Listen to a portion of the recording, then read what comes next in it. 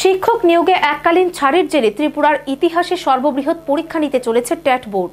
পরীক্ষা অংশ নিতে পারে লক্ষাধিক ছাত্রছাত্রী। এই খবর জানা গেছে রাজ্য শিক্ষা দপ্তর সূত্রে।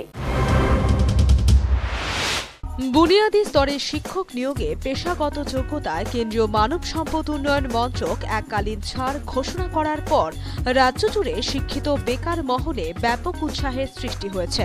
টেট পরীক্ষায় বসার যোগ্য প্রার্থীরা ইতিমধ্যেই জোর প্রস্তুতি শুরু করেছে।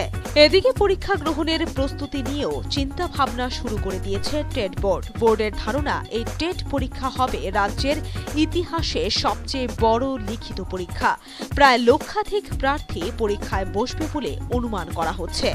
এদিকে একদিনে প্রায় লক্ষাধিক পরীক্ষার্থীর পরীক্ষা গ্রহণ মোটেও সহজ কাজ নয়। শিক্ষা দপ্তরের মাধ্যমিক ও উচ্চ মাধ্যমিক পরীক্ষা নেবার অভিজ্ঞতা রয়েছে, কিন্তু এইসব পরীক্ষায় বসে 40 থেকে 50 হাজার ছাত্রছাত্রী। টেট বোর্ডের নামে পরীক্ষা হলেও পরীক্ষা গ্রহণের যাবতীয় কাজ করবেন শিক্ষা দপ্তরের শিক্ষকগণ। তাই এই অভিজ্ঞতা কাজে লাগিয়ে রাজ্যের সর্ববৃহৎ টেট পরীক্ষা সুষ্ঠুভাবে সম্পন্ন হবে বলে আশা টেট বোর্ডের।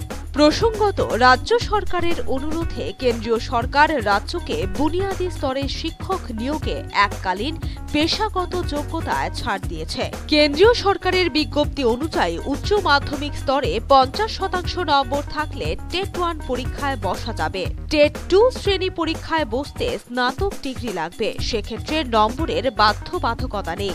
ডিএলএড এবং বিএড ডিগ্রির ক্ষেত্রেও ছাড় দেওয়া হয়েছে, তবে এই ছাড় মিলেছে শর্তাধীনে। কেন্দ্রীয় সরকারের গ্যাজেট বিজ্ঞপ্তিতে বলা হয়েছে, এই শিক্ষকদের 2 বছরের এনসিটিইর নিয়ম অনুযায়ী যোগ্যতা অর্জন করতে হবে। যোগ্যতা অর্জন পর্যন্ত এই শিক্ষকদের বলা হবে ট্রেনি। কতজন শিক্ষক নিয়োগের জন্য টেট পরীক্ষা নেওয়া হবে এবং কবে পরীক্ষা নেওয়া হবে সেটা ঠিক করবেন শিক্ষামন্ত্রী রতনলাল নাথ। তবে এ ব্যাপারে অর্থ দপ্তর এবং মন্ত্রিসভার অনুমোদনেরও প্রয়োজন হবে। পরীক্ষা হবে এমসিকিউ পদ্ধতিতে ও এমআর শিটে। এদিকে এককালীন ছাড়ের খবর আসার সঙ্গে সঙ্গে রাজধানীর সব কয়টি টেট কোচিং সেন্টারে পরীক্ষার্থীদের ভিড় উপচে পড়ছে।